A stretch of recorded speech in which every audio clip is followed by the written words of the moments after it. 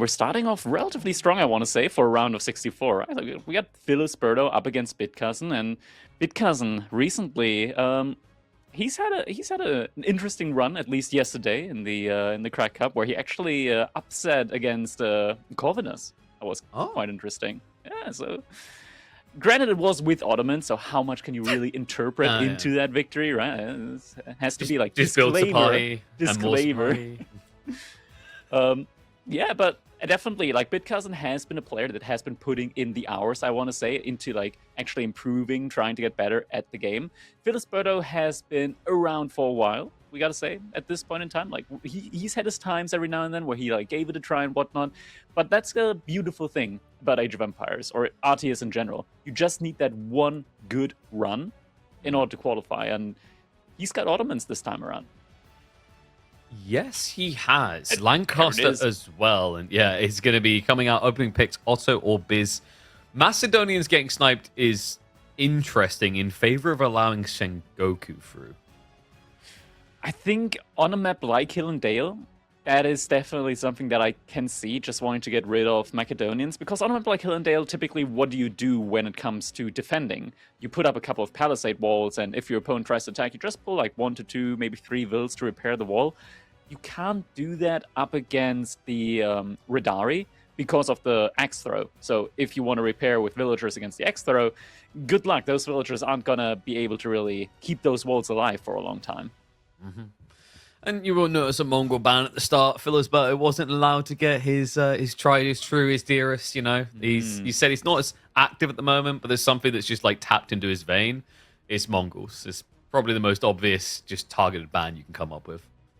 Yeah, it's one of those things, right, where sometimes, or like at the high end, you ban against the meta, whereas in the intermedium, the middle spectrum, you actually want to target ban against a player, because we have so many civilizations in the game in Age of Empires 4, but because there are so many, you can realistically, unless you're like playing a lot or you're playing full time, you can only like specialize in a few. You get like a pool of like 3 to 5 civilizations, and with 3 bans, you can very precisely target ban against individual opponents. And Filisberto, he's known for his Mongols. So as you said, a Mongol ban, that's a tactical decision right there. Yeah, especially with like the map pool, right? Hillendale is a bit of an unorthodox one, but not uncommon. Frisian would have been a great map for them. And, you know, someone who specializes in a civ like that is going to whip out Dry Arabia. So there isn't really a map where he'd be like, oh no, this is a terrible idea. I'd never Mongol this game, Crackety. Surely not. Surely not. But Filisberto, he enjoys trade. And on a map like Hillendale, where trade is definitely an option in the back of the base, it's like one of the best trading maps for Mongols. You kind of don't want to take the risk of facing off against them.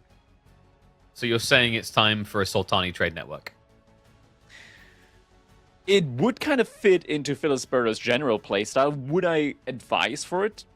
Probably not, mainly because the Twin Madras, of course, just supplies you with so much food, an insane amount of food. And what is the number one unit that you want to make as Ottomans? You mentioned it earlier, KP, the Sapahi, heavy food cost unit, and just having the ability to spam those in the mid game, it's invaluable. Mm-hmm. Yeah, I mean, it's the bread and butter of this civ, right? It's interesting as well in this matchup because you think, oh, Yadi cavalry, wow, they specialize in dealing with cavalry as a light cavalry. This is perfect. And then you realize actually they can't mirror the Sapahi damage for damage. Those boys are in a league of their own. It's one of those few units in the game where, sure, you've got like a specialized horseman, and you would think, it just does what a horseman does, but better. The answer to that is yes, but it also fulfills a whole slew of other roles. So the Sapahi is not only anti-ranged, not only anti-siege, it's also a frontline unit, anti-men-at-arms, anti-spearmen, anti-everything. You can kill knights with them. It just does it all. It's expensive, sure, but once you have a lot of them, you can take any fight with them. It's a unit that scales phenomenally with mass, and honestly, it's kind of frightening just how good it is in the current cavalry meta. Yeah, especially when you think about a lot of those cavalry metas, think about the idea of going castle and getting knights out. the other thing you have there is you have the meta point that comes in that allows you to then dive them when they're trying to tech, which we've seen a lot in the past. Like, Sabati really do just feel like so many roles in conjunction with things like that imam timing. You know, you're talking about we're in a cavalry meta. They have the best light cav in the game. And we are very quickly coming to appreciate just how ridiculous healing and feudal age can be. I mean, they're ticking a lot of boxes. Yeah, it's one of the situations. Because the Sapai also have a lot of bonus health on them, it is much easier to keep them alive. You just pull them back, you heal them back up inside of your base, boom, new unit. Infinite resources value-wise on the units, and it just makes it so much easier. When you have a horseman with like 35 more health, it's easier to pull him back as Spearman need like 2 or 3 more hits to take him down by comparison. Hey, but he's not alone, all right? That Sengoku, they have got infinite resource value with healing as well in the feudal age. True, but then you forgo the shinobi. Genuinely though, recently I've kind of come to the conclusion when I played them that maybe the Ryokan is not that garbage after all, because guess what they don't have in Castle Age? Their monks don't heal, actually. They can't heal. Yes. It's such a... Like, I made them and I was like, what do I do with this unit now? I can't heal my units up anymore. It's like, it's a very weird one, right? So like we saw Ibids versus Sengoku, I think Ibids versus Macedonia is another example of this. We saw them like the other week where like they have these very, very tanky units versus the Civ that can heal, but the stats are worse than the cavalry. The way that trades out is like, oh, Ibids can win that if they just keep trickle trading, whereas Macedonians have to hard commit. I think Sengoku can feel the same way, right? Like, you don't have the deflective armor so that you can walk away with 100% HP all the time. You just have more health and more speed. But with that, you need to do something sooner rather than later. Yeah. Genuinely, I think, like, Sengoku English is probably one of the best compositions for 2v2 team games at the moment in the game. Like, you have the Abbey of Kings in there as well. Suddenly, you can make up for the fact that you can't heal your knights up easily in, like, a 1v1 scenario. Certainly, this is a 1v1 game, but... just thinking of, like, this is one of the cool things about team games, and I wish we get some more team game tournaments. Hopefully something like that could be happening in 2026, but yeah, we just have so many different civilizations, and they're all so unique at their core at the moment that we've got so many different matchups. It is kind of insane when you think about all the different interactions here, because this one, we've got, like, Sengoku that get hand cannoneers in Castle Age. Ottomans also get hand cannoneers in Castle Age. They kind of do a similar thing there. The issue is that the Janissary does bonus damage against all sort of cavalry, while the Ashigaru hand cannons from Sengoku only do bonus damage up against heavy units, like a crossbow unit. Yeah, it's a very weird one, actually. The Ashigaru were really crapped on at first, but the last 2 or 3 weeks I've started to see them coming out, and when they do, the game's always a win. Like, when there's a transition you rely on the daimyo, yeah. If you fight like with them without a daimyo, they need that attack speed bonus. Without it, their DPS just feels incredibly poor. They are surprisingly tanky as well, actually. Like, I think 95 base HP compared to the 80 on a crossbowman. Yeah. It's a little bit more. Makes a difference of surviving 1 additional hit from a knight. Yeah, and then also, I guess, like, in archer trade-offs with them, right? You go into the tate, if you get to that point, I think you feel pretty good. It's just a very polarizing style, I think, because, like, you go from being full tempo aggression, rushing across the map, knights everywhere, and now you've got this really slow dude with a gun who will walk at his own pace. You never tell a guy with a gun what you want to do. You do what he wants to do. That's just the rules of convenience store robbery. Exactly. And on a map like Hill and Dale, I think that this is going to be one of those situations, of course, where players have a little bit more time to, like, play into their specific game plan. So these kind of, like, macro army composition, timing decisions, all are just a lot more important on a map like Hill and Dale. They feel like they matter just a lot more compared to, for example, when you have a map like Cliffside, where you're right on top, like, opposite to each other, very little distance between each other. Difficult-ish to wall at times as well. Yeah, Hill and Dale just really allows you to build up and go for your game plan. I think the interesting thing is, like, you know, some civs on this map, the classic strategy was just rush them, block out their gold, even if they try and tech. Sengoku's like a polarizing civ for that. Like, you can block their gold, but if they have enough to go Castle Age, they now have gold. Infinitely. Yeah. forever. They don't have to move out of their hill at all. They can just stay up there. Yeah, I'm curious to see like what kind of approach he does with the Yatais in particular. I mean, if it has to be free, right? It's just too desirable, and the boars usually very far off in the wings. Ottomans aren't really doing Rax rushes at the moment here unless they want to anchor with an outpost. So probably a play you can get away with. But we're just moments away. Reminder, folks, this is the final qualifying opportunity here. 4 slots up for grabs. By the end of Sunday, we will have our full lineup. So if you see your favorite player disappear into the ether today or tomorrow, they're gone. They don't exist anymore. They've basically been controlled, deleted from the game. And they're going to have to take up a career as a professional Doki Doki Universe streamer. Is that a thing? I don't know. I feel like that there's a speedrun category there, like speedrun to having the game sport for you. But in we go. Game 1 is going to be Bitcousin opening up the Sengoku Daimyo and Filisberto with his Ottoman pick on Hill and Dale. And we actually we do get that Dark Age barracks out here at the moment now from Filisberto. An interesting one. Typically, I would still advise to go for the military tool because it just pays itself off very, very quickly. You don't get that immediate aggression onto the Yatais, but I feel like immediate aggression onto the Yatais is a little bit because they're so tanky, KP. They can just run away, and you still have ample of opportunities to get food out of them inside of the base. Exactly, yeah. I mean, it's just on a map like this, like we said, the kind of the Rax opportunities. I mean, I guess in theory they're there with the deer placement, the fact that the Rax cost a lot. Also, can we double check why like everything where we've been talked to by very slow people? Again, just I think you hear them. It feels like the audio is in slow motion at the moment. It's I just think the villagers are all having simultaneous strokes. You know? It's second puberty. Haven't you heard of it? Second puberty. I think they're just maybe a few brain cells short of an average IQ. They're like, I'm going to go get... Sounds like the Age of Empires 1 villagers. It kind of sounds like Ents now that I think about it. Maybe it's just a little spoiler of a Lord of the Rings Age of Empires reveal this year. I mean, I would play that. I'd play the crap out of that. It's pretty much just going to be Battle for Middle-earth free, but I'll take it. Alright, Filisberto already has 3 spearmen out, and because at the moment I don't think he saw this coming at all, and outpost rush else. He's just going fully. Yeah, I mean, it makes sense when you consider the fact that you're spending all this wood just to get greed, not to get outpost defenses yourself. And also the Raxes for Sengoku aren't cheaper. They have to pay full price. The problem is you have to be very aggressive and fast with this. And I think that's why he went for the Rax of military school, because if you slow roll it, they'll either A, tech up, or B, all the Yatais will be generating food for them to outbloat you in the Dark Age. Oh man, we're getting a pressure outpost in now. This is a famous Jiggly strategy. This is an outpost that you put up that doesn't really secure your base.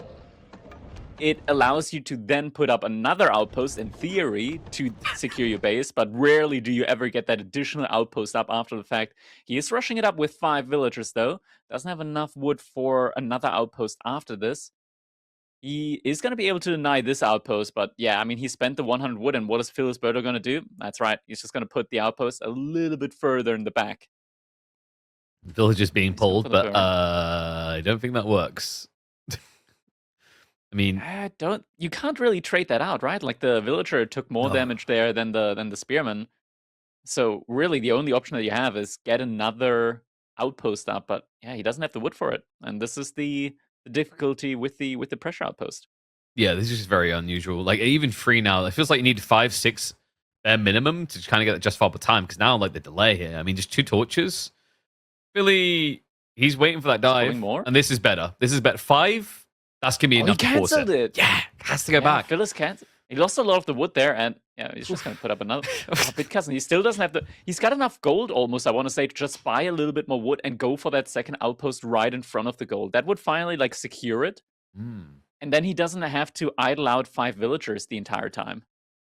Yeah, and this is hurting his economy a lot at the moment. Well, it now hurts a lot because the difference here is like the outpost should not be able to protect, as you can see there, right? It actually requires Filisberto to dive in. He's trying to bait him into a bit of an overcommitment, but actually in the end, it feels like Filisberto is just going to burn through all of his wood for this. Now, he is looking a little bit better off for a tech up at this rate because he already has gold gathered. The issue is going to be on the food front. It again. Mm-hmm. Yeah. Dude, these outposts, I mean, he's been idling these 5 to 6 villagers tremendously. Yeah. Tremendously. And this is a perfect game now for him to go for the Ryokan. Okay, I'm sorry, I had Surely. to. I mean, Yeah, technically. technically. What is this? What is... Okay, Wait, we're getting he an brings the additional villager Yatai. pool. I love that. He's trying. Like, I That's a wondered about body. it Oh my earlier god. to try and get in the Yeah. way. I was a bit surprised he didn't try it sooner. It's like having a ram in your army when you're fighting off against melee units, because for some reason, like, the ram has the same level of priority as other military units, but it's so tanky at the moment that you can use a ram to just soak up damage in a fight against Yeah. melee units. Ranged So, units will ignore it, but melee units do not ignore a ram. No, and we've now got what, third outpost attempt? Oh, this is a cancel on the way, right? It's more like a fourth at this point. This is getting ridiculous. Bitcousin, he still has a long way to go on the tech up, and he's running out of health bars to throw at this, actually. Yeah, it's an icky situation here for sure, and the issue behind this is that he still hasn't gotten any more villagers onto wood in order to get an additional outpost off. Yeah, at this point, it looks like he's just going to forsake this position. He's got a little bit of stone in, so at least he'll be able to get the arrow slits emplacement in on his outpost. That, at the very least, is going to mean that Filisberto isn't just going to be sending the spearmen in order to torch down the Mitsuri, because torching down the Mitsuri is an immense amount of value. The Mitsuri is where the Sengoku Daimyo scales their economy. So if that gets taken down, they actually lose out on a ton of income. Yeah. And here's an interesting thought for you. We've got all these low HP villagers. Bitcousin did not choose to go for Ryokan. And, luckily, Arrow Fire is going to be fantastic here, because Ottomans definitely don't have a player in the feudal age that's really good at tanking arrow shots. I think we know where we're going with this. Yeah, this is... Wait, this game's a bit weird on multiple angles, actually. Like, the more you look at the spawn as well, right? Like, it's it's an odd one, right? Like, with the opening to one side. Yeah. And for a second, I thought there were only 4 relics, but now there are actually the full 5 relics. What we do have is only... No, there is a third sacred site, but a third sacred site, but it's so far in the corner. Look at the third sacred site, KP. It's all the way in the corner to the right side. Yeah. I was like, wait, do we only have 2 sacred sites? But no, there is a third. Also, look at the berry spawns, right? Like, that's another interesting thing. Like, the boar is good for him, but the berries... Wait, you're right. Why? Because Sengoku got picked. Yeah. Sengoku favored spawn, man. Oh my god. Hey, but at least Filisberto can look at the pig. He can only look at the pig. He can't eat it at all. And you can't lame them anymore. So have fun and keep the aggro up, kids. Yeah, it just kind of exists. Bitcousin gathering up a lot of wood behind this. We see him going into mass spearmen for the time being. Emplacement has come in now for Filisberto on the outpost, so we'll be having some additional range, and actually is in range of the Mitsuri. So if we just wait, let's say like 3 minutes or so, the Mitsuri is going to have to get repaired. Whew, 3 whole minutes? I mean, that's pretty impressive. If you think about like the scaling of like in-game time to real life, that's got to be like, what, 40, 50 years, Truly, quite a bit. I mean, I guess if like that's our point of scaling, because like if you think about it, you can go from feudal age to castle age in like 5 or 6 minutes. So that's like a few hundred years, right? That doesn't say much for the fitness of the archers and the warriors when they're fighting, because then you realize they're shooting like an arrow a year. Yeah. It's an interesting concept, right? Like, we had in AoE2 as well, with like the countdown on wonders being portrayed as years as well. Yeah. You're like, is this adding to the immersion, or is this now leading to many, many questions? So your tie is just relative, KP. It's all just relative. Oh, of course, the classic. It's just the in-game world is closer to the black hole than we are, because as we know, gravity does warp time. So Philly's just going for a fast tech, or just a really big mismanagement of food?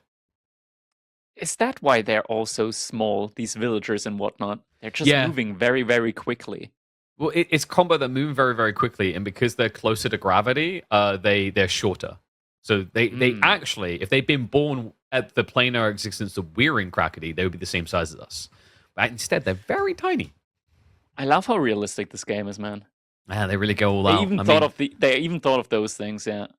it's also just like, if you look at the boars, right? Their heads are unusually big because their skull density is so strong, so the gravity couldn't shrink it as much as the rest of the body. Just all makes sense. We see Bitcousin now going for a lot of infantry, spearmen, and samurai as well. We're getting a daimyo in as well. Can we quickly see which daimyo he did eventually end up choosing here in this one? I believe it is the cavalry one, but I'm not sure. I mean, with this much He infantry, went for might also Takeda. be... Yeah. Yeah, it is the cavalry one. Okay, so he is having the potential there for the additional movement speed on his cav. Yeah. At the moment, Bitcousin, he's got very, very good income overall. I wonder if he's going to be deciding to trade out resource for gold for just additional upgrades, because I think he's done it a couple of times now for stuff like double broadaxe, for example. But like the additional berry upgrade would also be nice for him, the wheelbarrow one. Mm-hmm. Yeah, no, definitely, especially with like the back spawners. Interesting choice to go into samurai. Bitcousin was very clearly expecting his spears to get countered by archers, but Philly has different ideas. We've just got pointy sticks, and even more pointy sticks.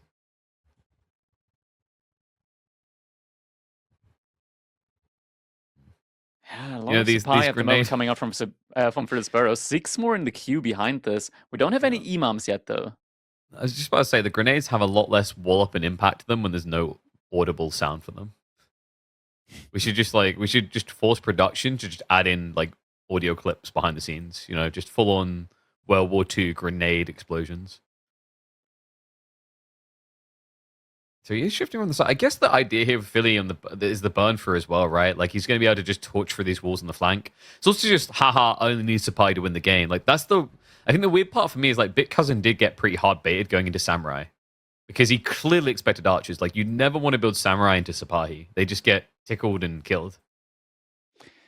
It's one of those things as well where samurai, their melee damage isn't actually... Well, you can upgrade them a good bit, and with the attack speed from daimyo, you can make them somewhat competitive, even up against Sapahi.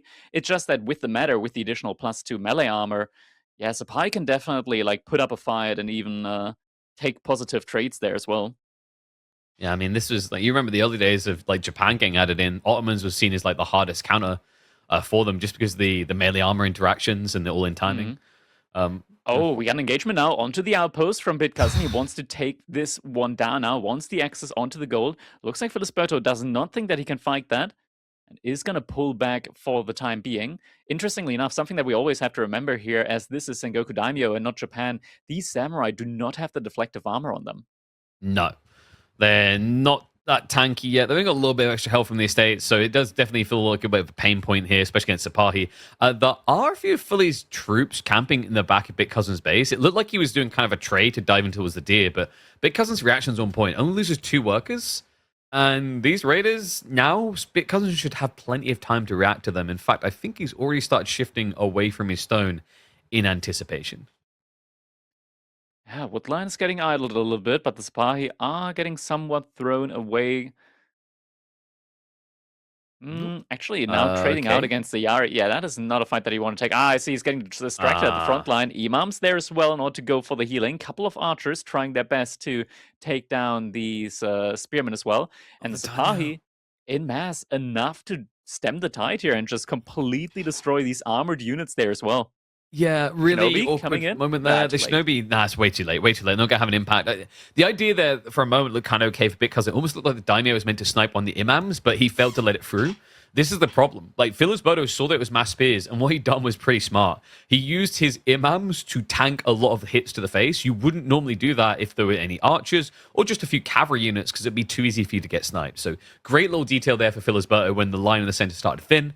Now gives him an ability to research forward here. He's still got 10 plus Sapahi, and he has got a litter of archers to now start dealing with the spears. But Bitcousin definitely not dead when you look at how strong the Yadi count is. Still 9 in the field. Yeah, a lot of pretty decent cavalry units for him to just try and go for raids. At the moment, Filisberto hasn't felt the need yet to move out onto the map. Probably has Anatolian Hills as well behind this, but we do see the next engagement coming in. Archers are going to get sniped out by the Yari cavalry. Matter as well in danger, but has a lot of health, so might be fine, at least Does for a little he? bit. The Imam's getting sniped out. And the Yari, they get the bonus damage against the meta, so easy snipe there for them. So just stripping away all the auras, Filisberto all of a sudden with just one priest and a double up on military count in favor of Bitcousin that should allow him to start pushing. The only upside after that for Philly is the supply he have rotated into the base, but there's a mirrored reaction to that. It doesn't feel like they're ever getting in, and he no longer has a way of fixing that damage. Yeah, Filisberto at the moment just very much stuck with the supply. He's trying to remass into some spearmen now as well. He's going to need a matter again. He's been actually going for siege engineering, but the timing's kind of lost to try and make a siege push happen there. A lot of villagers from him at the moment on gold, so maybe he was thinking about potentially going for a castle age transition here at some point, but that doesn't really feel possible anymore now with 16 to 35 military and Bitcousin pushing. Yeah, death push on the way. Daimyo to be replaced. The aura is not going to be here. So upside for Filisberto is he can at least have his meta play. But the tricky part is going to be like the full spawn resources, right? Like gold, he has rushed up enough. Now the curious part is, does he have enough food? He's got 40 people gathering food right now, and they're still all in the base, meaning there cannot be much left here, even with an Anatolian Hills. Look at those workers. Look at them. Oh my God. That right there, that is an 11 o'clock queue in Berlin outside a kebab shop. Good Lord. Additional barracks did get put up. Wants to get some more spearmen in now in order to try and deal with the Yara cavalry. A couple of supply actually managed to not quite sniper Yatai there. Is going to have to pull back. He's trying to go for it. But the repair, look at the repair KP. It is so quick. That is insane speed there on the repair. Behind this, Mitsuri already on 5 traders. That's a 25% bonus gather speed on those villagers around it. KP, that's almost Byzantine level of economy right there. Now a fight getting taken inside the base, or at least a little posing around there with each other. As Filisberto, he's about to try and hit that castle age, but he is still under heavy fire from Bitcousin. Yep, but we had the melee armor. Smart move there by Filisberto. The extra insulation as well, the TC to assist. This dive feels very questionable from Bitcousin. Kind of a mystery of the situation. It should have been the dive that allowed him to stop Filisberto, but tech is underway. Bitcousin's army has been torn to pieces, and he does not have the resources to mirror a tech timing. Now the Mehmed Imperial Armory is going to be on its way. Bitcousin is going for mass samurai here alongside some additional spearmen. The question is, KP, is that going to be enough? I think some food just ran out inside of his base. And indeed, we see a lot of villagers from Bitcousin now on their way to the backside, where he does, of course, still have berries and can still gather additional food from. But this means that he's going to be struggling, at least for a little bit, when it comes to reproducing units in time. 17 workers on wood for him. Doesn't look like he's going to be going for a castle age transition anytime soon. And indeed, we're seeing archer ranges now coming in as well. But I don't think that Filisberto is going to be going for a mass spearman push now that he's got access to the castle age units. Yeah, I mean, even just the Sapahi being vetted is on the table, and that's threatening, that's concerning. I think Bitcousin, just a classic mystery of the situation, right? Like, defender's advantage is always a big thing there, especially when you melee blob, and it comes back to what we talked about with Japanese hating this matchup for the same reason that Sengoku do. When you play this type of comp, it's one toggle and one toggle only for the meta. It gets too much value to do anything but the melee armor, and Bitcousin just learnt that the hard way. Look at what's happening. I don't know about you. I feel like when I see Bam Bams come out, something has gone severely wrong. Kanabo Samurai are being queued up by Bitcousin.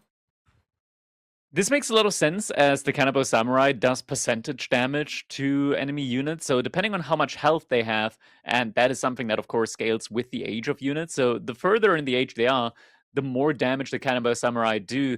But they are expensive to mass. They're kind of slow as well, and they will die to anti-armored units, which, for the moment at least, Filisberto has not been making. Instead, we get an immediate queue into Janissaries. Might be a little bit overambitious with the Janissary play. Yeah, a little bit unusual there. It makes sense if you don't have much food access, but a lot of gold. That's like one situation that you come to that in. And they're not bad against spears necessarily. But yeah, like, I mean, it is a slow-moving unit. Like, realistically, you've hit the castle timing. The most obvious thing you want here is knights to control the field. It might be that Filisberto doesn't think Bitcousin can come out onto the field, but we can see it on the minimap. Bitcousin's knocking at that door again, looking to get inside. He's trying to go for an additional push into Filisberto's base now. Filisberto did wall up the front side. He still has not moved out onto the map, so maybe there is a timing here at which Bitcousin can take a beneficial trade. Fight seems to be about to be taken here, and Vet he is going Spears. to go for the engagement. Yari tried to go for the backline. It's not an easy backline, though. The Janissaries do just as much damage in return, so they'll be able to sweep that up. The Daimyo also on the backside could be a quick and easy loss. The Spearman line is holding decently. There is an overlap on the east side to try and breach through here for Bitcousin, but it comes at a trade-off on that west. So Philly looks like he's grinding this down into a kind of mutually assured wipe. He will back behind the walls for now, but remember, Bitcousin needs something to come of this. He is still locked in feudal. The longer this goes on, the bigger the advantage becomes for Filisberto. Cousin also waiting for his siege to come in. At the moment, still Mangonel might be switching that one over to Springles, though, as at the moment, Bitcousin is only spamming out those infantry units. And Mammoth Imperial Armory, with the blacksmith nearby, produces Springles at a frightening rate. Yeah, it's kind of insane, actually. I know some like people complain about where it's like, maybe we should tweak this down a bit because they do come out fast and furious.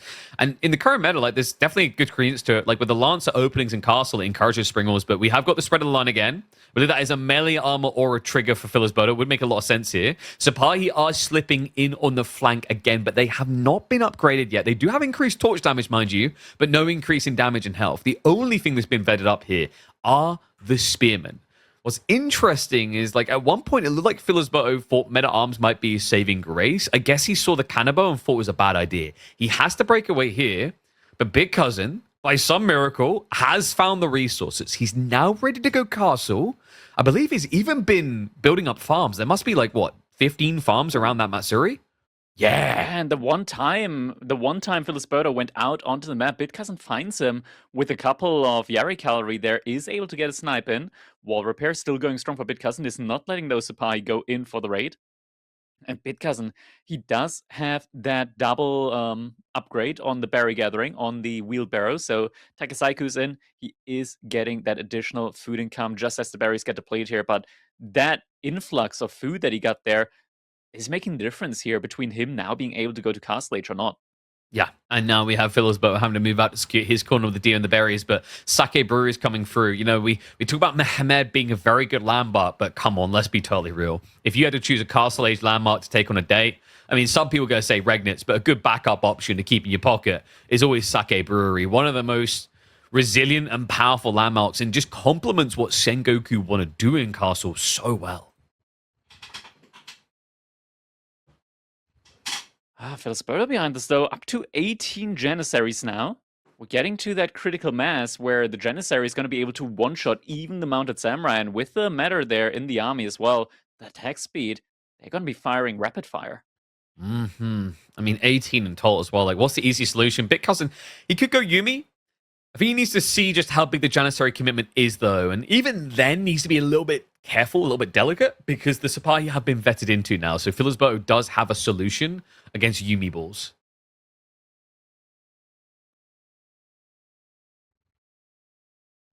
Tech up complete. He still has a great mass of Sapai on the field. He is still trying to look for potential raiding opportunities, and he does know where Bitcousin is getting his food from. Just the onion layer of walls is going to make it very difficult for him to go for any meaningful raids on the left side. This is kind of cool, actually. I think with the state of the relics, Bitcousin could think about rushing them. Instead, look, please tell me he's got at least 3 stables. He just queued up 7 mounted samurai. Yeah, a lot of production is going to be necessary, and he does have 2 stables. I think there's an additional one on the left-hand side. He's got 4. 2 more, so 4 stables. That's a good amount to have now to pump out those knights. Still needs to upgrade the rest of his army, though. With 23 spearmen, you kind of do want to get veterancy in on them. I believe he's got tier 2 on the estates as well, which is a really big boon to the HP on those samurai. You should also have Takeda cavalry already in, so quick way of just kind of flooding out, but needs to be a little bit delicate about the matter right now. He is going for the relics that we talked about, Iko coming through. I'm sorry, is this guy allergic to range units, Crackety? What am I seeing here? There's 20 Janissary and no interest in building Yumi whatsoever. I do get the melee appeal that could be coming in here. And Bitcousin, he's going for the mass samurai play again, upgrading the samurai now on top of everything else. And We're now seeing, though, the first Springled in queue from the Memory Imperial Armory for Filisberto, so that could be something that Bitcousin is going to have to respect. Just mass Springles at the moment. Believe it or not, KP, we've seen it, like a little bit of a resurgence of the mass Springles coming back into the game at the moment. Yeah, there's one guy smiling about it all the time. I mean, that has to be B, right? I've seen him do it week after week. We just had on the finals day this week, we had Beastie doing an insane strategy with Macedonians. Fun fact about them, their Springles can get +6 damage.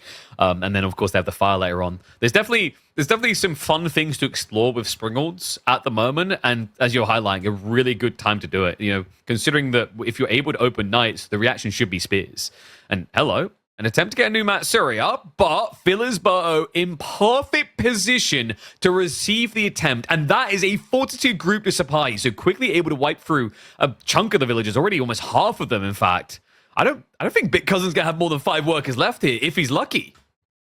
This is the type of damage that Filisberto has been looking for. Villagers trying to finish up that outpost are going to be able to get at least one up here. Not garrisoning quite yet, though. Has Bitcousin even noticed the damage that is coming in here at the moment? He does now. Is going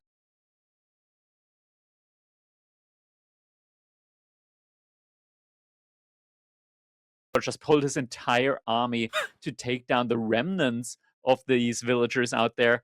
Small right in the back of Bitcousin's base is finally starting to get taken down, but not actually going to give him the run around for a little bit longer here. And Filisberto at the moment, 96 military to 65. He's finally starting to push through the middle of the map, and that is where Bitcousin has his entire food economy at the moment. I think this is the point where Bitcousin just all chat types remake ? But I think we might be a little bit beyond that point. This is looking brutal. A huge military advantage for Filisberto, and also the state of the economy. Like, he had to build his farms on the front side of his base. That's the first thing that's going to get shut down, and it's going to get shut down quick. Philly, even adding in rams that are easily able to delete these farms. The mangoes, not really necessary. The Springles will start arriving pretty quick now that he's skewed them up, though. It's just obviously they need to get across the battlefield. And Filisberto, he's pulling everything across, trickling up in the reinforcements from all the way across the map.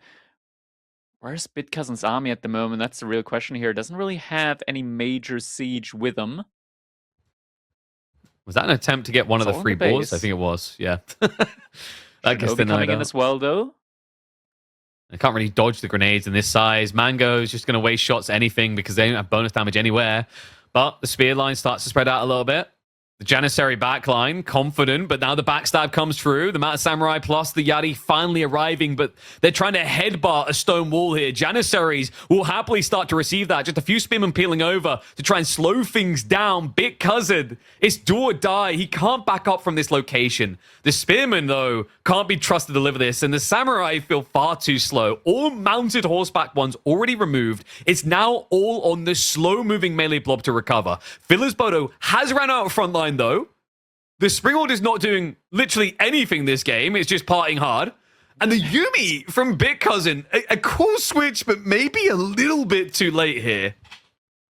Bitcousin looks like he might be able to hold this for the time being, but there are more and more reinforcements coming in. He's finally able to remass, or rather regroup with his front line, as the Zapaya now also coming in again.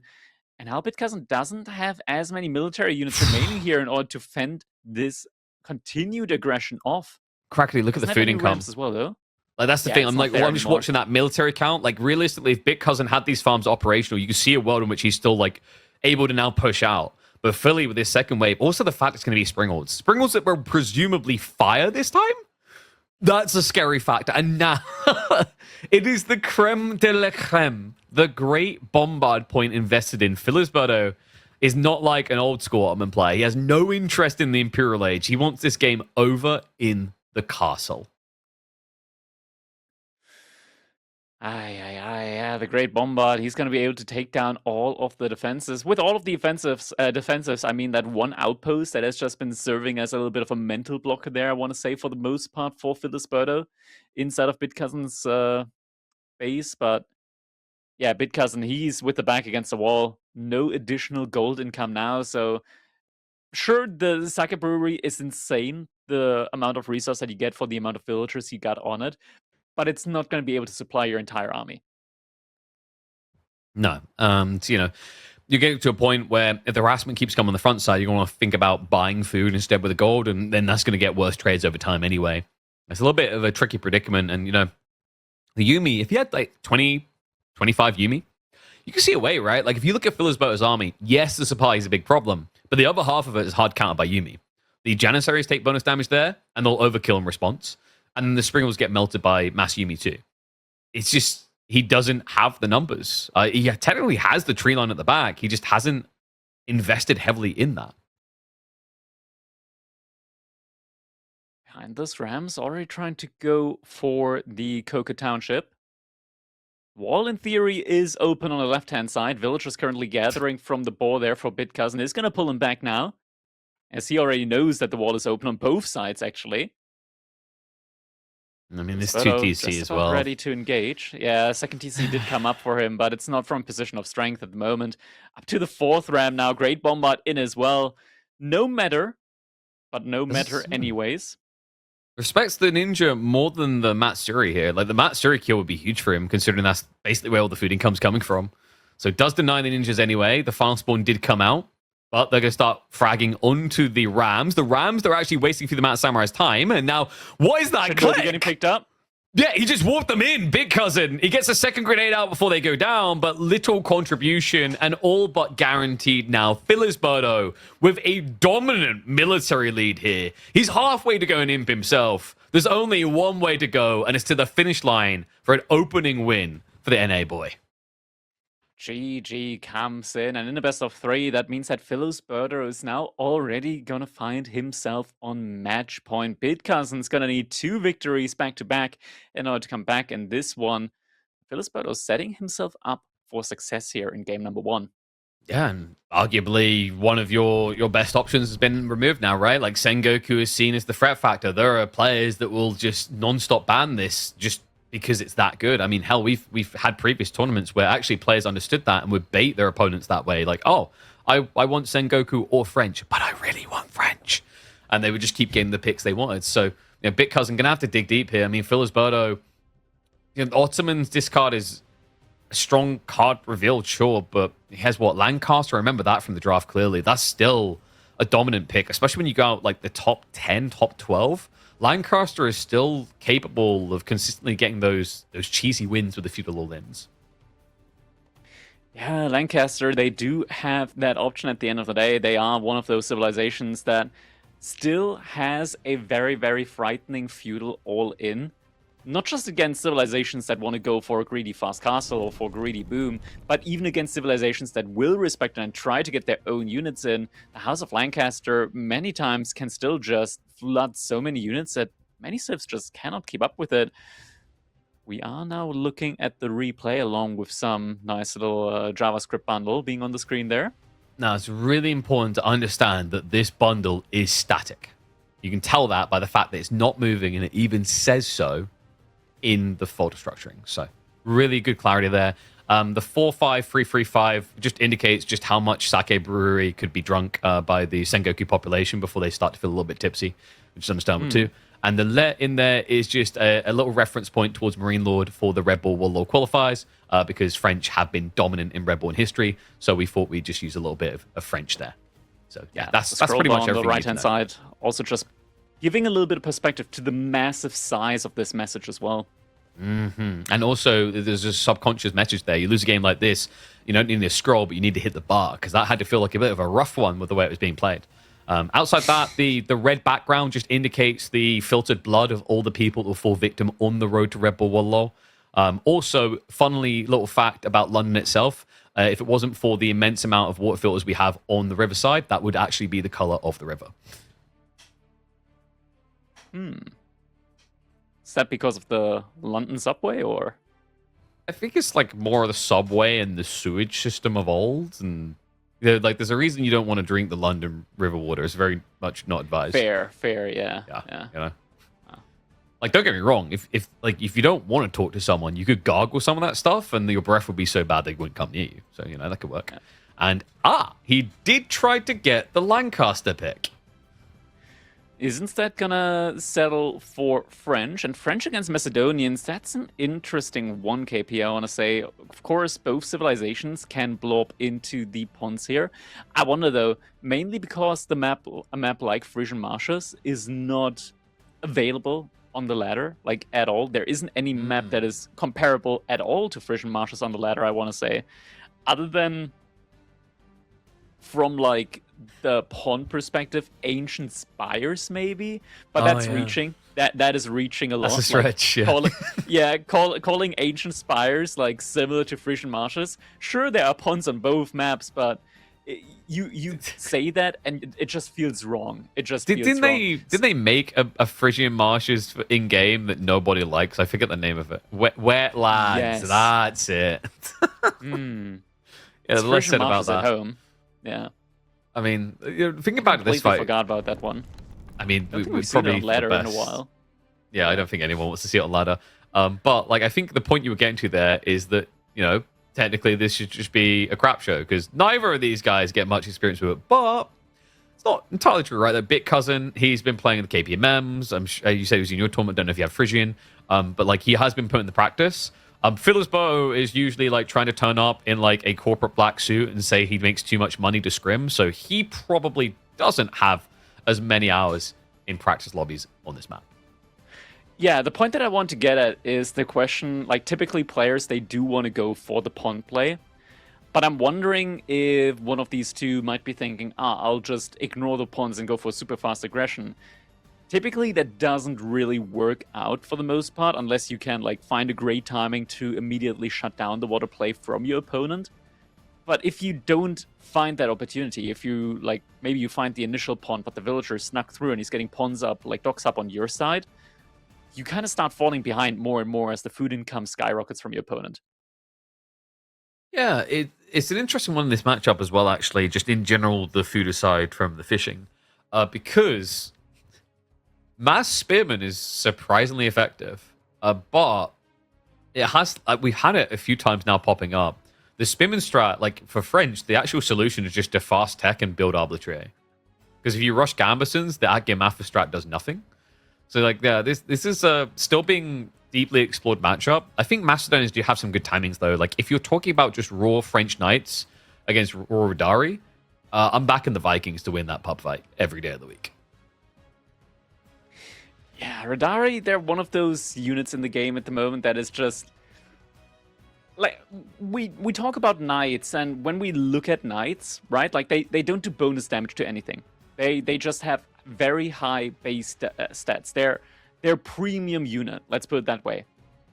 Enter Radari, where you take those really, really high base stats and you just increase them even further, and it starts skyrocketing to a point where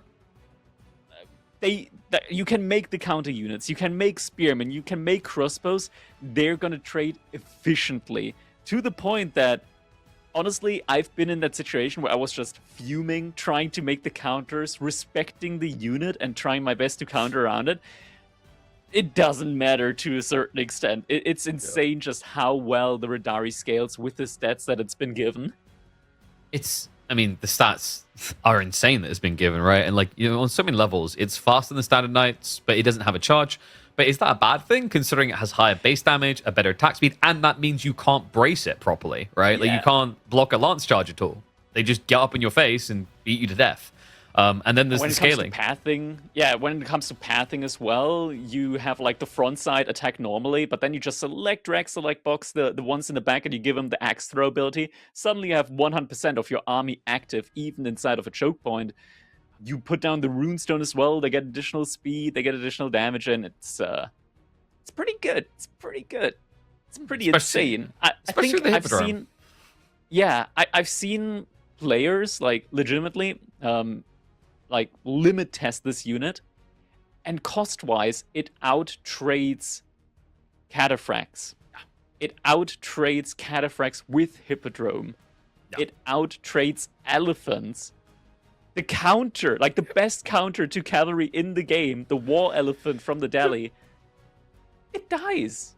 It stands no chance. And keep in mind, like the counterplay to deal with War Elephants is like, you know, surround them.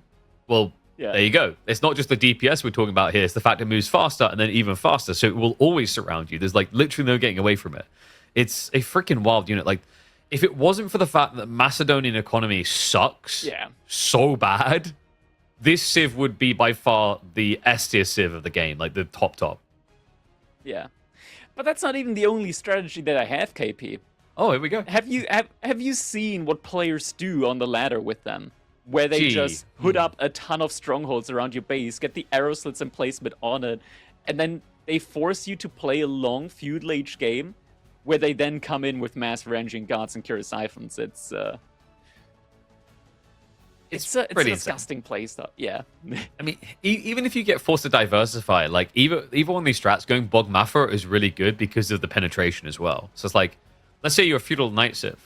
Like, I could play Spear Archer, and I actually kind of like, I hard count you and soft count you. Like, there's lots of different details. Like, yeah, I think they're probably going to have to nerf the military elements of this Civ, but they're going to have to buff the economy somewhere, because, like, you can feel it. They'll fix it, and then it'll be, like, the trashiest Civ in the game. Yeah, we'll have to see exactly how they attempt to tune it. It's going to be an interesting one, no less, I think. Like, Macedonia's a very, very unique civilization overall with the way that they do scale, of course, with the war camp as well. We'll find exactly as we're jumping into our game number 2 now, between Bitcousin and Filisberto. Bitcousin playing as the Macedonian dynasty, and that war camp is going to be the first thing on the menu here. And we are seeing the early dot coming in from him.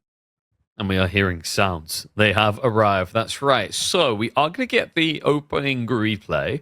Filisberto can't really do anything about this. I mean, you can Dark Age Spears, but do you ever want to with French, right? If anything, it feels better to either mirror the pawn play now or just take the fast tech. It looks like it's not going to be the fastest tech, though. Filisberto even getting that early Dark Age wheelbarrow in. Still has a lot of villagers on gold, though. I think he might actually overgather a little bit on the gold.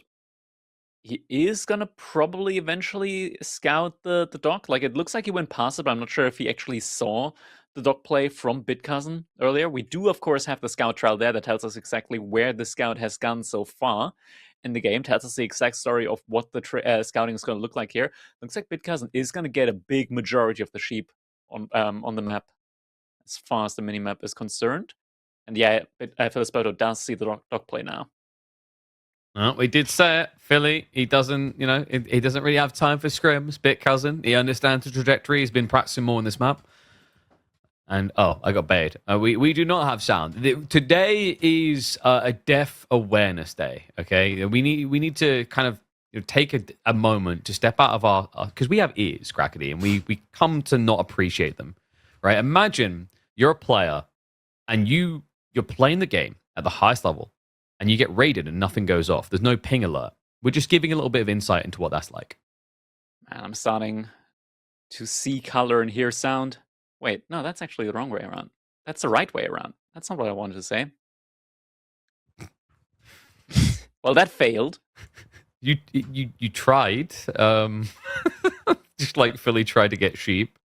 This is looking like a depressing haul for a guy who's going for no dock play. Yeah, he's gonna find some in the bottom corner there at least, so that's a little bit of food. You spawn with a good amount of sheep all around your TC, so at least he's gonna have more than enough in order to age up and keep all of these villages working for the time being. But for a long-term feudal age play, that does not feel that good. No.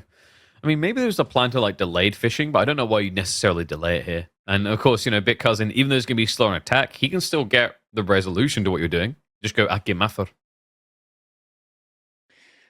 Yeah, Atgemather and the Bokmather are gonna be allowing him to just completely ignore the knights for the most part. This is one of the cool things, you mentioned it earlier, it's that with the additional attack damage that the Botgemather do with the once you activate like the penetration on the archers, it means that you can out trade against the knights all the time. Like, you don't have to use your archers to focus your opponent's archers. Instead, you just A move. You don't have to do that micro movement. You just A move your army, and you're going to be trading effectively no matter which unit your units are hitting. Exactly. I mean, obviously the trade-off is you move slower, but if you have advantage, you don't have to worry, right? Like, if you have an advantage, you don't have to worry about them jumping on top of you and you failing to kite. If anything, you're trying to move forward. The only negative, of course, is if a player realizes that it's a bad fight and they pull away early, you have no chase potential whatsoever. But like I think that's a pretty minimal downside. I feel like most times when I see people play with the bug method, if I click on that unit, it's on cooldown. Yeah. Hippodrome is going to be coming in now for Bitcousin, so we'll be getting those Hippodrome champions in. He only went for that single pond opener, so it's not like he went giga greedy here onto 2, maybe even 3, 4 ponds. But is going to get a pretty good lead early on here from this, and Filisberto moving ahead with a villager. Could be that he wants to follow that night opening up with an immediate outpost. That is something that I want to say the last time I've seen this strategy from French was 1.5 years or maybe 2 years ago Yeah. from Lenok. Yeah, dude, it's a super long time ago. I mean, usually if you're going to do this type of play, you just accept you're going to be doing Rax, Spim, and Dark Age, which he didn't want to do at all. I mean, it's just... It's unusual because he's here before the Knight's even here, right? So if you're seen and there was a few people on gold, you get Dove, which isn't uncommon to have people left on the gold just for the silver gathering. Luckily for Filisberto, Bitcousin did spend all that time building the wall instead. Unluckily for Philly, Bitcousin does still have a backup gold vein option if this backfires. Yeah, on the other side of the space, and that is something that he will most definitely need, because this is one of the biggest weaknesses with Macedonians. If you don't have gold, well, this kind of goes for all civilizations. If you don't have gold, you can't get upgrades in, but you need a lot of gold in order to get the iron required to get those upgrades, or rather silver required to get those upgrades in. So it's even more difficult now for him to get to these blacksmith upgrades, whereas in another situation, he could just sneak out villagers to another gold vein. You actually need to put up a building that costs like 100 resources to effectively get the silver out. Exactly. And, you know, it slows down those tempo timers overall. Realistically, a lot of your strategies, when you look at what makes Macedonians crazy strong, it's very kind of one-dimensional, as you're already highlighting around that gold, like the need to get silver. You know, every single strategy we were talking about in the pre-lobby, it really gets into nutty territory because you have got those silver scaling techs. You know, the Varangian strategy, getting the extra +2 armor is crazy in Feudal Age.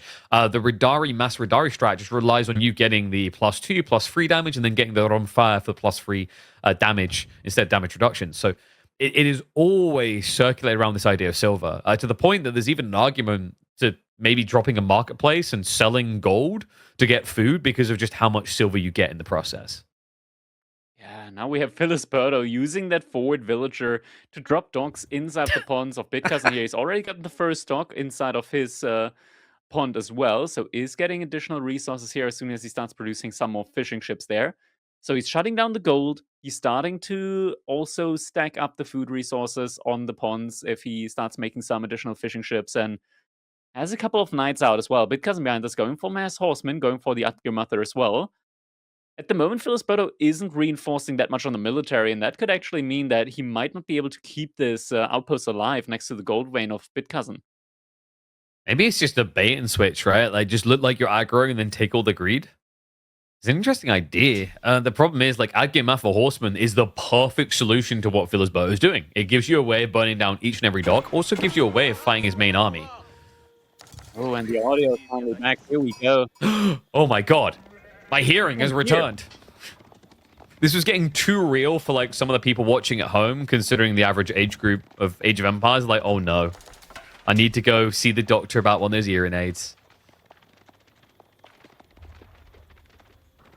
Now, Bitcousin, he's already got a pretty decent melee mass. It's pretty similar to what we've seen last game as well from him, just going for the mass melee army composition here.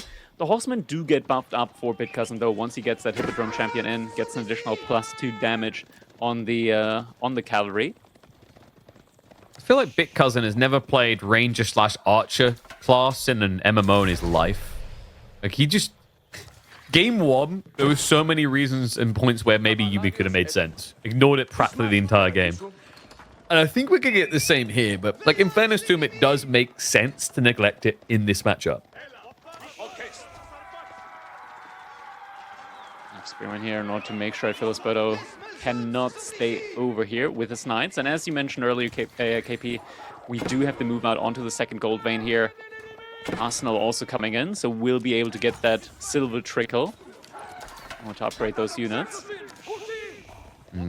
on his own, can't really do anything about that. So at least gets the information. Filisberto, of course, now adding in archer ships to protect his own economy.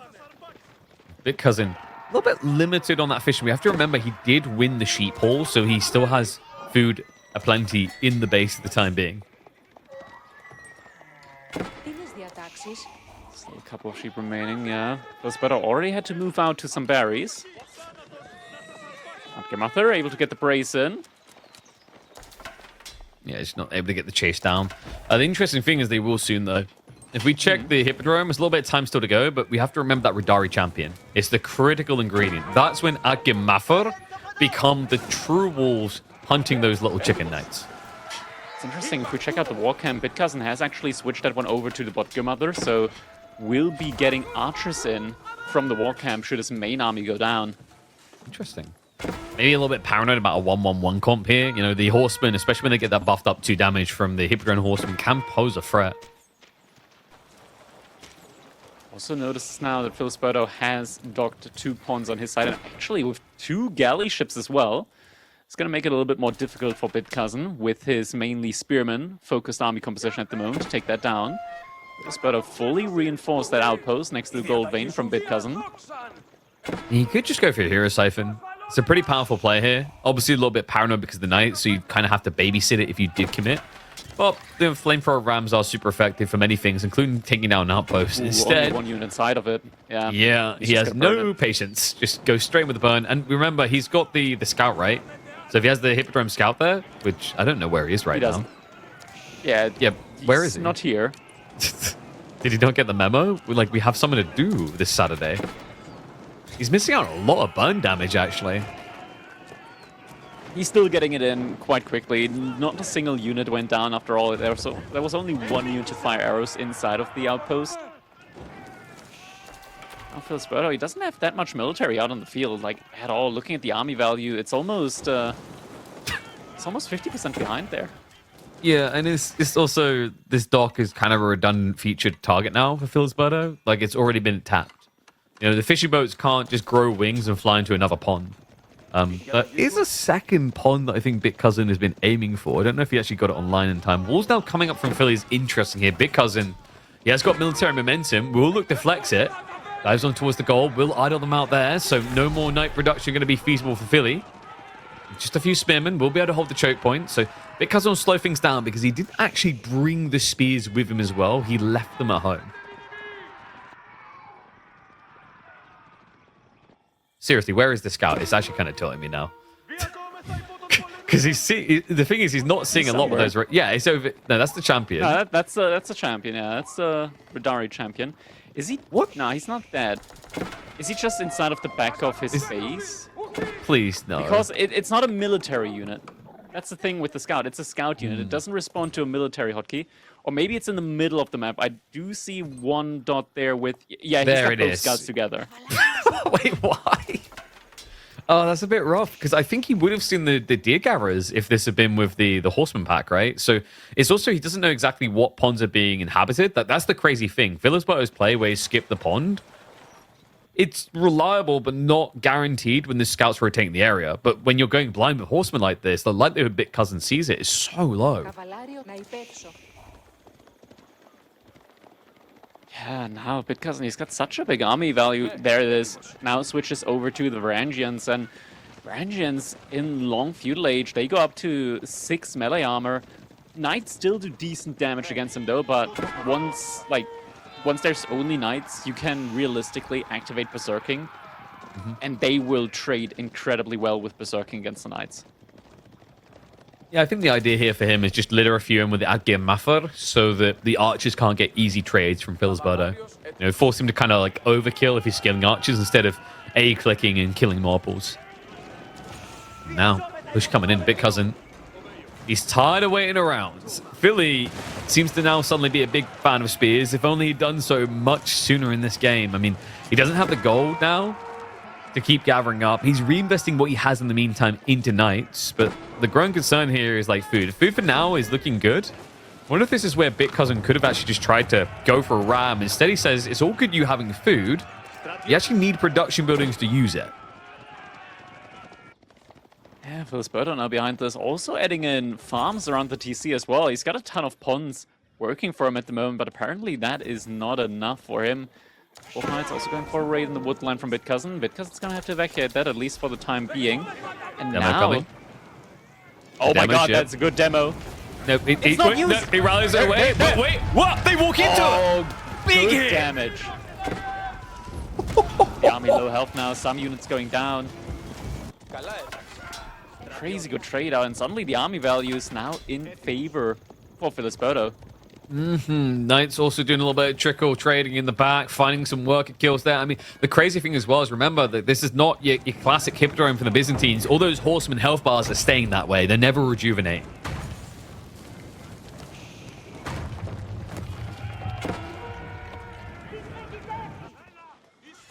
Oh, actually gets a couple of villager kills here. It's starting to fall apart, really. I mean, he's got Varangians guarding this. That does nothing against Knights. Needs some spearmen back here. More workers going down. Billy, with just a few Knights, is unraveling the plan for Bitcousin in conjunction with that demo that kind of took some of the wind out of Bitcousin's sail. Philly now with a 20 worker lead and barely behind when it comes to military. The economy is looking insanely good for him. He's almost 1,000 resource per minute ahead at the moment. Oh, Currently, nice raid. Bitcousin still has more resources collected. Wonder for how long, though. This is now Filisberto's moment to come back into this. Oh, let's get me archer ship coming out over here. No point trying the demo ship play. They're not deep enough. So Italy's starting to lose that food a little bit. But as you said, Filisberto is starting to supplement that. He's got farms coming at home. And we have to remember also French TC produces quicker. So, you know, the 14 to 9 eco losses, like, it kind of doesn't really matter here. And we always have to remember Macedonia's weak point is economy. That's the area they can't compete in. So they need to be winning these fights.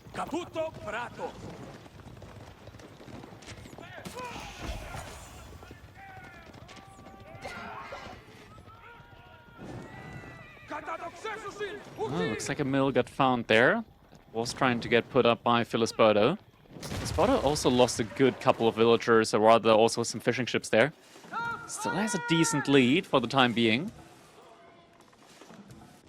Bitcousin kind of housed for a while. He's got a lot of units in production, needs to resolve that housing crisis. Now Filisberto, 22 spears. I'm wondering what's distracting them from it. Wait, yeah. Because right now, like, I don't think he can take that fight. Oh, there's multiple things here, right? The housing situation is still going. Okay, finally we get the house up, but you immediately see the impact there. 4 just popping out straight away. This Varangian switch up, it can bounce back to be valuable against the spears in fairness. Like, Filisberto, for now, he's just kind of reacting to the first step, which is that Gimafer. And what, I think we're only 1 tech in, right, with the Varangian. Actually, no, we're 0 techs in, so they're not tanky at all. Yeah.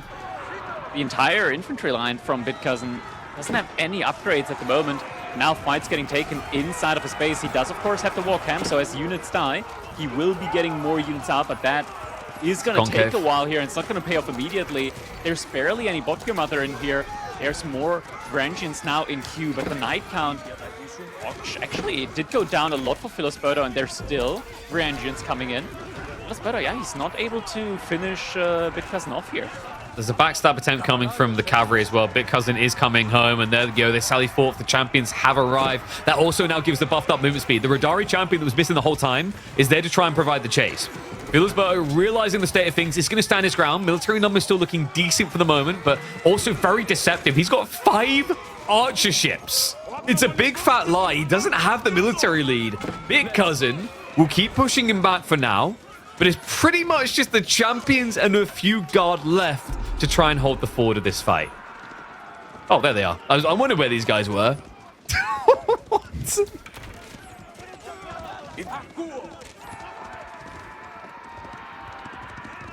Yeah, why they don't kind of too good. I mean, they won't look at this kind of thing like this is an overkill on the boats from Filisberto. Like 5 archer ships. 5. 5 Yeah, whole that's a lot. ships. He invested a lot into just keeping that safe. Actually, is that a warcog as well? Oh my god. Hey, they're cheaper than Hulks, okay? They are. It's just a lot of investment for these individual ponds. Now, the ponds do, of course, pay out a lot of resources, right? Like 1,800 food each of them. But it kind of diminishes the value to an extreme amount if you put up attack ships in every single one of them. Yeah. I mean, 2 demos as well. I think he just, you know what probably happened there? He's like, oh wow, this guy doesn't know what a demo ship looks like. Because that first one that hit, he's like, maybe he'll fall for it again someday. Now the rough part, right? Like Bitcousin, door might be open for him. He's choosing aggression over tech though. Which is weird because if you do want to be aggressive, you've got 1,200 food to spend. So either put it into units or get on that gold.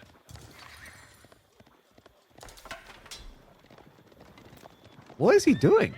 Like, it's 1,800 food now. Yeah, it's hard to say. He's floating a lot of it. He did pull 6 over to gold now. But realistically, you gotta pull 20 if you're at such a disparity in the food numbers. I mean, to make it weirder, I'm pretty sure he is gathering berries and dropping them off at a mill really far away. And yet he still almost has 2,000 food income. Alrighty then. Bitcousin, we'll just keep pushing in the meantime.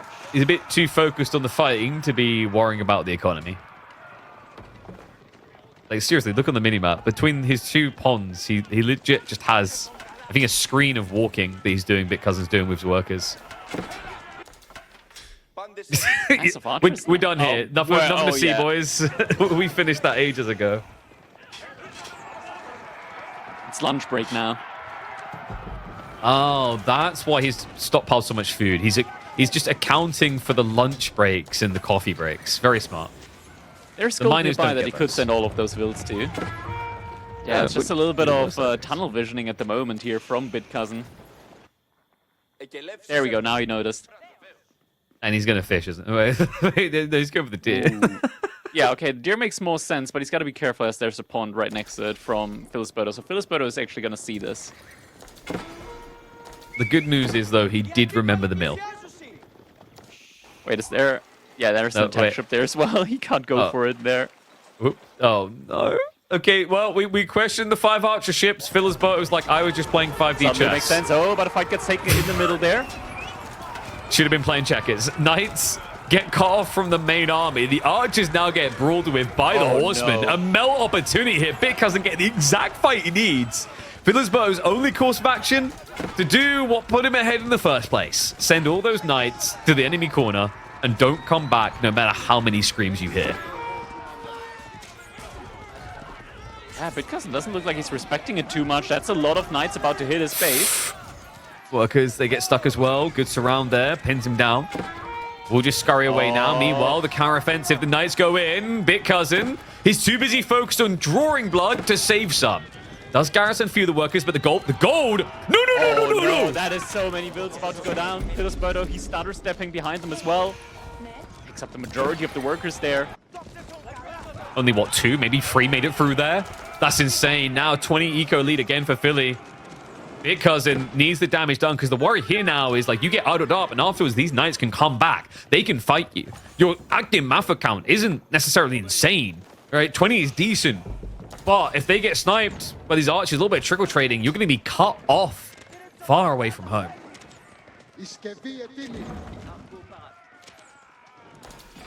Now we do get those rams finally. Yeah, these are going to be the...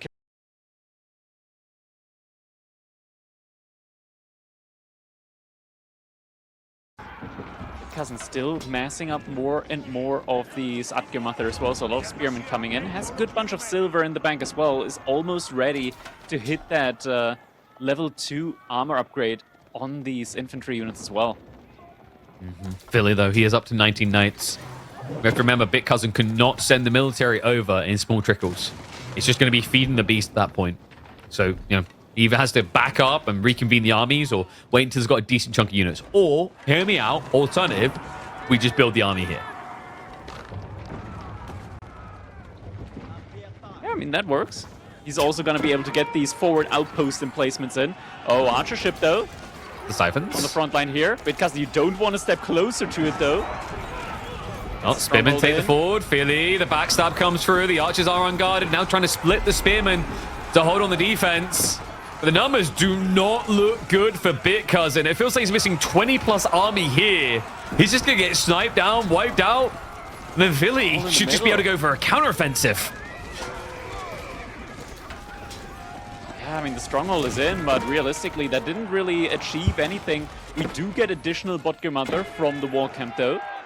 So managed to get a bit of the army back, but it's still a 2-1 army lead now for Filisberto. On top of that, the eco is not changing. Yeah, I mean, he had to, right? The knights were just guarding the midfield. That's what Philly done so well here. Bitcousin, you know, just eager trying to run before he's able to walk. And opportunity. Knights, they will headbutt it. -3. No fort from the back. -4. Yeah. Still, he's got bigger problems here. 38 archers. He hasn't cancelled the outpost yet there. That's 200 wood. That's used for some farms. Well, Bitcousin doesn't have any food issues anymore. I can say that much of it. Flash coming in on the sacred site. Trying to dive towards the archers. Good pull back there by Filisberto just to be on guard. We'll just continue to retreat. He's pivoting the spears. Active usage of the rune stones. He's definitely got enough charges by now, I'm pretty sure.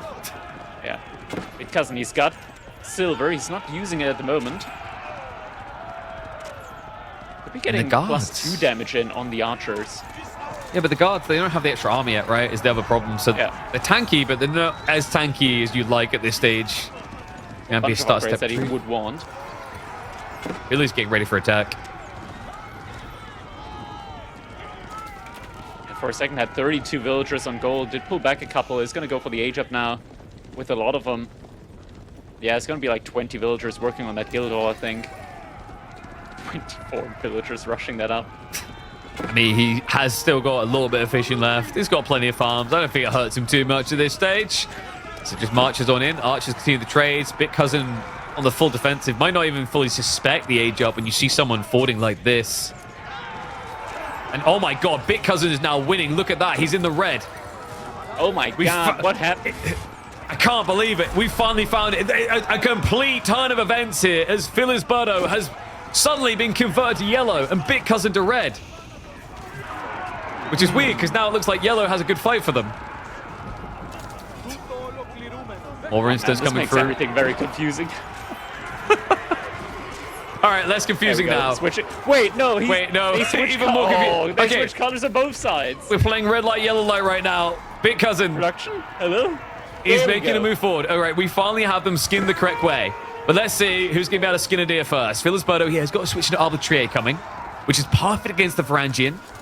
There's not really many horsemen left. It's also really good against the Algimafa. In fact, it is hilarious just how bad Algimafa perform against Arbitrier. Yeah, all the additional armor there once Gambersons comes in. Gamberson not in quite yet for Filisberto, but we're getting to the point where Filisberto, he's almost at 200 out of 200 pop. Behind all of this, the TC, the extra working time there, and all of these little raids that Filisberto has been going so far in this game, just all leading up to this culminate stance now where he's got enough resource to go to Castle Age almost twice. I mean, at that point, why not just save up enough to go 3 times and then you can be an Imperial Age? Wink, wink. Just a Red Palace? Why hang around? I mean, he's already got the farm set up if you want to do that. And oh my god, what is that? The walk back! Destruction right there. A walk into defeat. A walk into the end of the road. On the road to Wololo, Bitcousin. I don't think you come back from that. Yeah, that is just too much damage, really, to recover from. An age behind, half the military on the field, a third of the army value. We're now seeing more of the blacksmith upgrades coming in. He does have the +2 at least on the archers, but realistically, is that going to be enough against Castle Age advantage from Filisberto? With more units? I don't think so. I don't think so. I think it was the color changing that got to him. He lost track of which one he was at the end there. Bitcousin now on the verge of defeat. The only thing that could save him is if they both switch colors right now.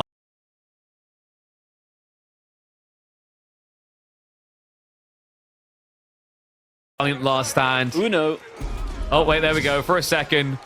But it's going to be a farewell and a good luck a year and a half from now, because Bitcousin's journey in the road to Red Bull Wololo will end very early. Nothing left to defend now. And GG comes in. Filisberto able to get a decisive 2-0 victory against Bitcousin. Yeah, really surprising one, actually. It didn't feel like it should have happened until he had that slip in with the knights. Just remembering what French is best at doing. Those 4 knights, really his saving grace. I think that was the point in the game where things began to unravel a little bit for Bitcousin, and he learned the inevitable. It's always hard to do these feudal age pushes, rather.